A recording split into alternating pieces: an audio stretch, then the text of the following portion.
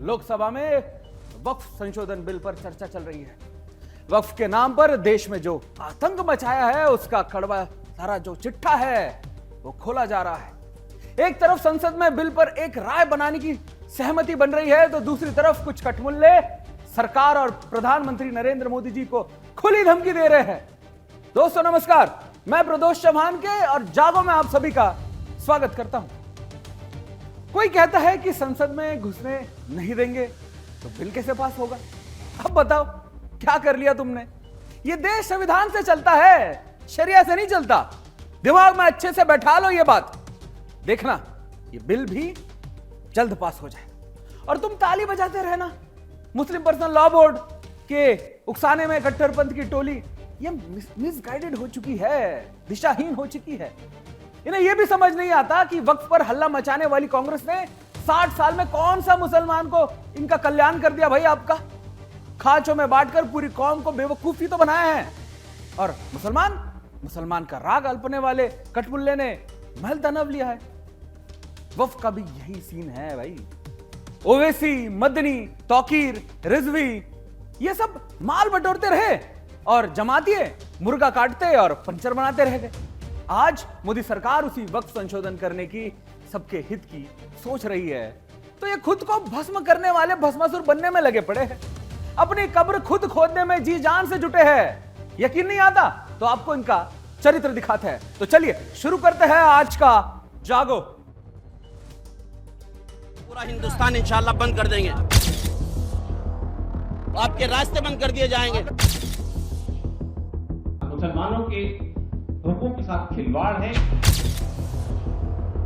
1,12,000 के पास कागज ही नहीं है। मैं निम्नलिखित प्रस्ताव पेश करता हूं।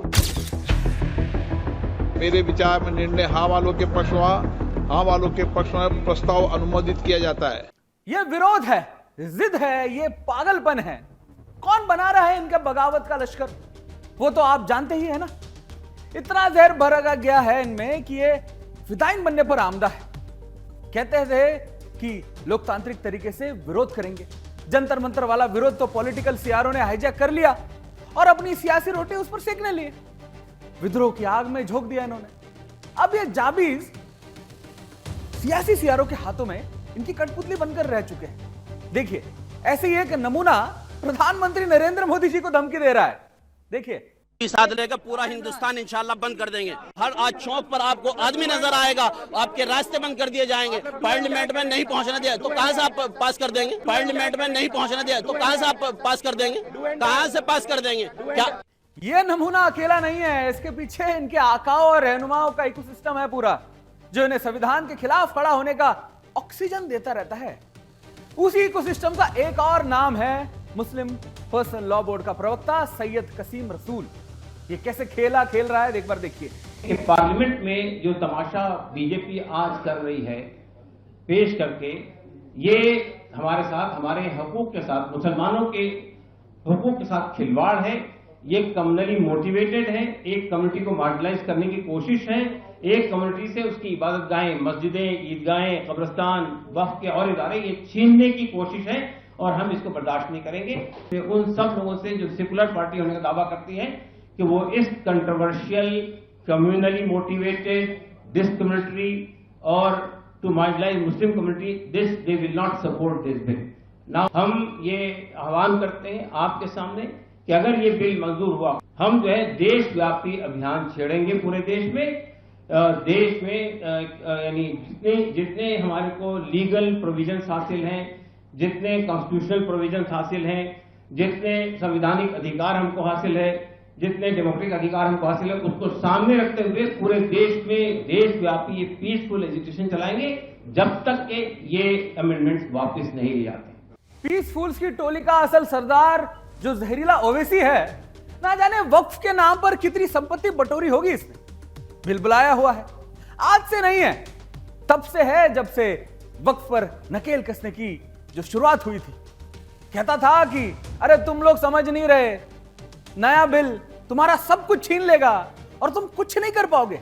एक बार देखिए क्या कह रही है। ये अगर कानून बन जाएगा, उत्तर प्रदेश में 1,21,000 वक्फ की प्रॉपर्टीज हैं। 1,12,000 के पास कागज ही नहीं है। वक्फ यूजर खत्म हो गया तो जायदादें कौन लेगा?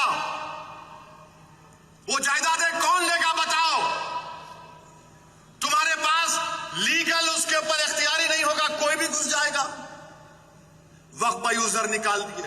दशकों से सियासी षड्यंत्रों का शिकार बन रहा मुसलमान आज भी डिरेल है और उनकी इस हालत के जिम्मेदार ना सिर्फ उनकी गंवारपन है बल्कि उनके अपने झंडा बरदार हैं, जिन्होंने कभी देश के लोकतंत्र से इन्हें जुड़ने ही नहीं दिया, सिर्फ अपने नफे नुकसान के लिए बलि का बकरा बनाया। नहीं समझे आप? एक बार ये रिपोर्ट देखिए, खुद समझ जाएंगे।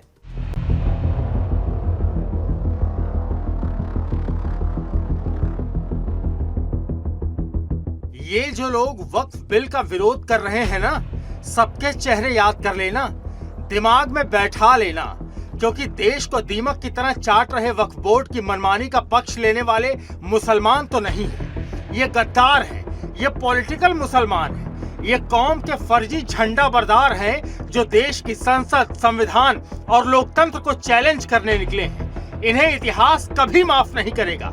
सत्ता की लालच में ये पूरी कौम को मैनिपुलेट कर रहे हैं। याद करिए, ये वही इकोसिस्टम है जिसने पहले CAA पर डराया, कहा नागरिकता चली जाएगी, पाकिस्तान जाना पड़ेगा, भारत से भगा दिया जाएगा।